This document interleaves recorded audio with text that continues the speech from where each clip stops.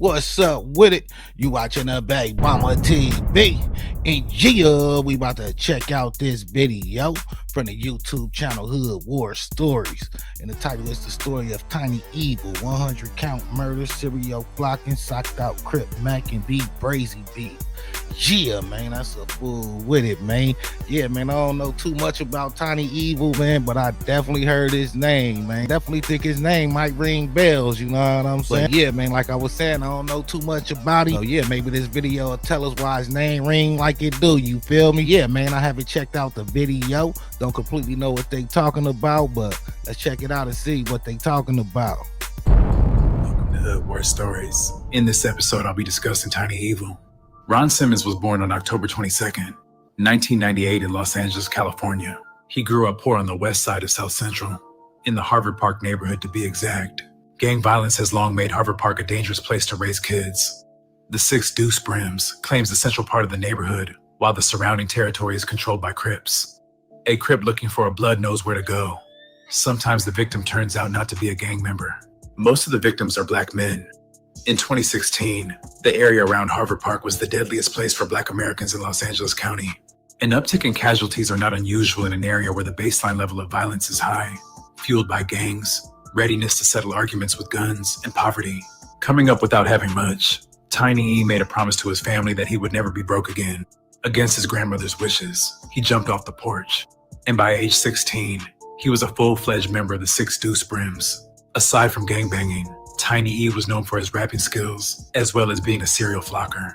In the 2010s, flocking became one of the most popular crimes for gang members in LA to make some quick cash.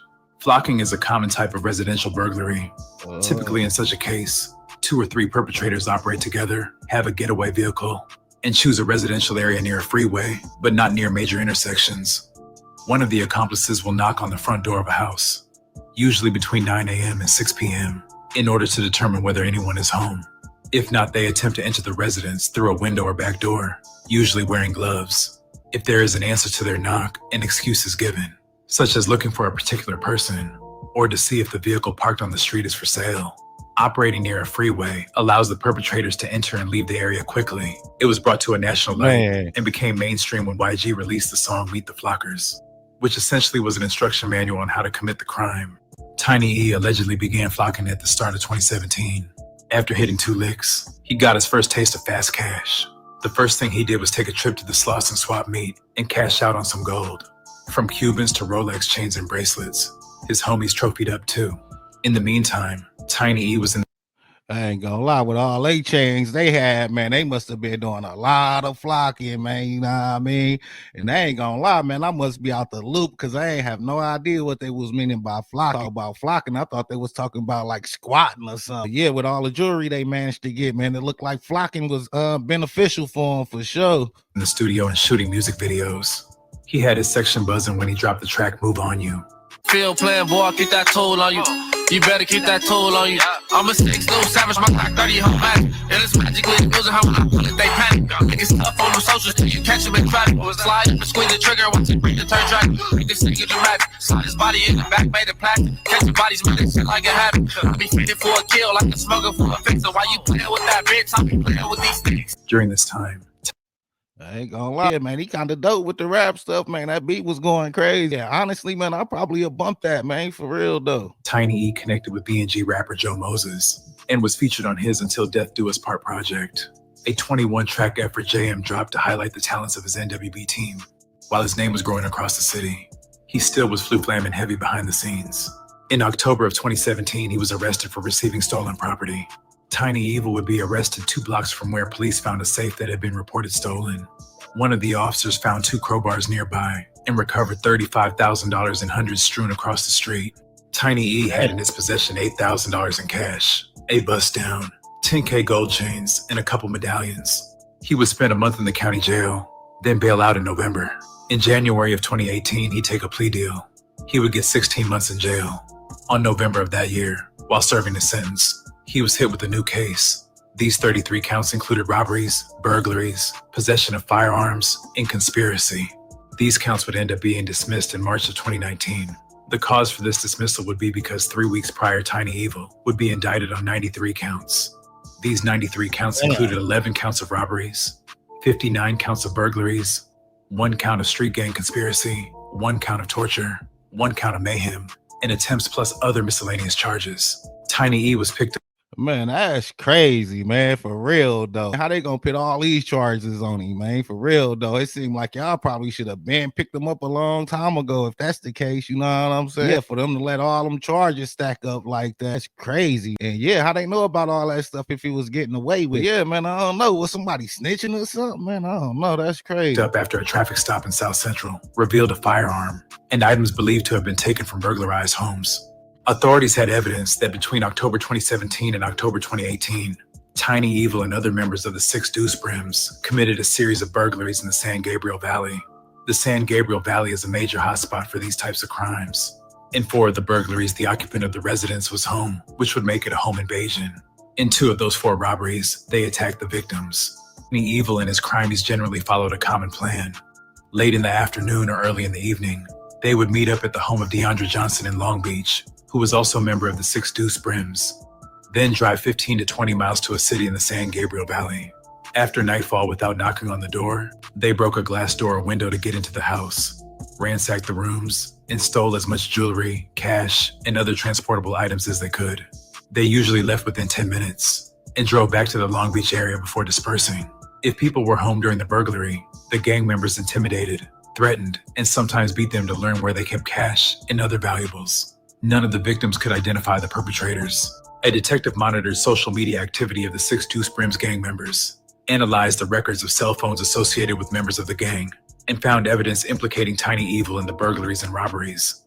Based on his analysis of cell phone records, the detective concluded, I ain't gonna lie, man. At this point, man, if you doing crimes, man, you just know, don't take no cell phone with you, man, for real, though. But yeah, with them going in them houses, though, man, and the people being there, I think they had no mercy for the people, you know what I'm saying? Yeah, man, the dude named Tiny Evil. Yeah, man, I don't expect nothing from him but evilness, you know what I'm saying? For real. that every time members of the Six Deuce Brims left their neighborhood in South Central Los Angeles and traveled to the San Gabriel Valley, the open lines between the gang members corresponded to crimes happening close to those areas of phone activity. Call detail records showed that the phones of Tiny Evil and other Six Deuce Brims gang members traveled to each targeted residence near the time of the burglary and subsequently traveled back to the neighborhood of the gang or one of its members. Video surveillance from 2 of the burglarized homes and from the apartment of one of the gang members provided further incriminating evidence. The victims of the burglaries and robberies. I ain't gonna lie, man. They was getting too much money to not get like burner phones and stuff like that, man. So yeah, man, it's a good example of why you don't use no personal phones to go do criminal activity. You know what I mean? For real. Robberies testified about what they saw when the intruders entered their home. The mode of entry was usually a smashed glass door or window in the back of the house. The victims who were present when the burglaries occurred described the perpetrators as 2 to 3 young men who wore black clothing, black shoes, and a mask that revealed only the skin around the eyes underneath the mask. The 2 victims who suffered physical injuries also described how they were attacked. In addition to the victims' testimony, 3 gang experts testified about the Six Deuce Brims culture of violence, the protocol its members followed when committing burglaries, the cell phone records that showed Tiny Evil's proximity to each of the burglaries and robberies, and surveillance video and social media posts that further established that he participated in the crimes. An officer also testified that based on more than 24 contacts with Tiny Evil since 2016, that Tiny Evil was a rising member of the Six Deuce Brims. A picture on Tiny Evil's social media account showed him holding out a handful of money. The officer stated that this picture is a benefit to the gang because it shows success and that it entices younger kids to join. The picture also depicted a bottle of lean, which the officer explained gang members usually obtained through burglaries and sold for income. The officer testified that Tiny Evil drove a higher-end Jaguar, and that driving such a car benefits Tiny's reputation in his hood. The officer said he commonly saw gang members with higher-end vehicles and jewelry after someone in the gang had been arrested for burglary. Surveillance video from one of the burglarized homes showed an image of one of the intruders wearing shoes with distinctive markings that were consistent with shoes Tiny Evil wore. A still image from a surveillance video of another burglary showed 3 individuals, one of whom again wore shoes that resembled the shoes Tiny Evil had on. Another still image showed an individual who had facial features that resembled Tiny Evil's, including a distinctive gap in the middle of his mustache. Tiny Evil would sit in jail fighting this 93-count indictment, but 10 months later he was charged with a new case. The charges included 1 count of murder, 2 counts of attempted murder, 1 count of possession of a firearm, and 1 count of shooting into a vehicle, stemming from an incident 2 years prior on the night of November 4th, 2017. The gunfire broke out around 1 a.m. as 2 party buses were parked along Ocean Avenue near Colorado Boulevard. Several people got off one of the buses and got into a fight with the group on the other, and the argument erupted into gunfire. Tiny Evil and Cameron allegedly fired a flurry of rounds into one of the buses, striking 4 people. 1 victim was found on Ocean Avenue, and the bus drove to the Santa Monica Police Headquarters with 3 victims aboard. 3 people were hospitalized with gunshot wounds, while the 4th suffered minor injuries and was not taken for treatment. Diomi succumbed to her injuries at the hospital. She was 28 years old. I want them to know, the people who did that took her life, what they did, what they took from her 2-year-old. She left a 2-year-old daughter for something senseless. What started out as a fun night with friends ended in a hail of deadly gunfire. 30 to 40 shots, like over an argument. I don't, that's the part I can't put it together. Her heartbroken mother says she takes comfort in her faith. She died a hero. She says De La Cruz, who worked as a school bus driver, was devoted to her family, her youngest brother, the 13-year-old struggling to comprehend the violence. I think it's just stupid why people would do that just because they're from a different neighborhood and have to endanger other people's lives because they're from different neighborhoods. So I think that she should get justice.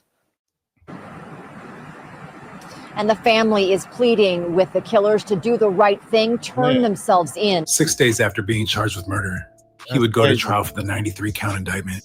And in October of 2019, he would be convicted on several counts.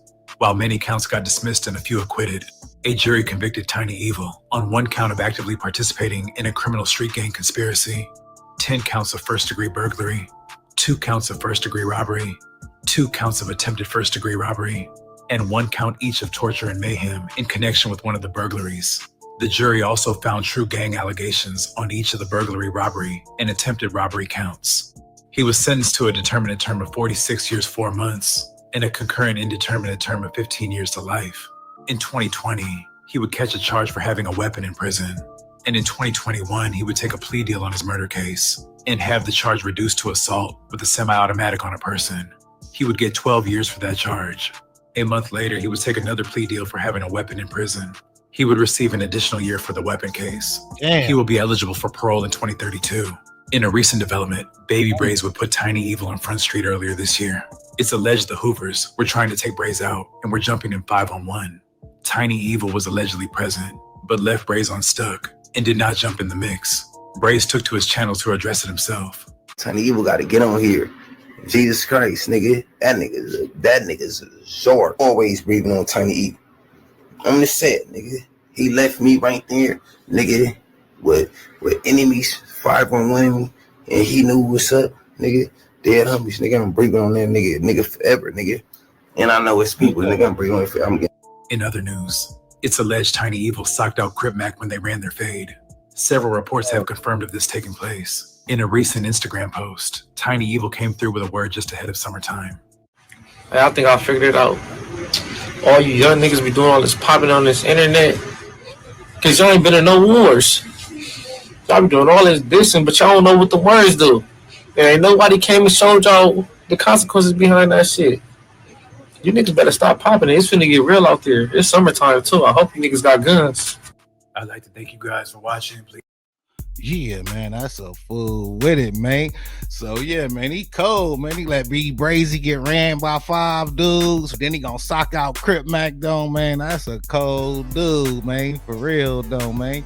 I ain't gonna lie though, some people probably be more lethal on the streets than in jail though, you know what I mean? Yeah, man, it seemed like they was professionals, man, and knew what houses to hit though, man, for real though. Hitting houses for like 30, 40,000 and stuff, man. Yeah, man, they definitely knew what they was doing, man, for real though. All I ever knew was dudes that hit the wrong houses come back with some PS2s or something. But yeah, man, crazy story though, man. So yeah, definitely got a little background on Tiny Evil now, you know what I mean? I definitely heard his name before, man, so I think his name definitely be ringing out there or something, you know what I'm saying? But yeah, let me know what y'all think in the comments. You watching the B-Brazy TV. Thanks for watching. Thanks for supporting. Until next time.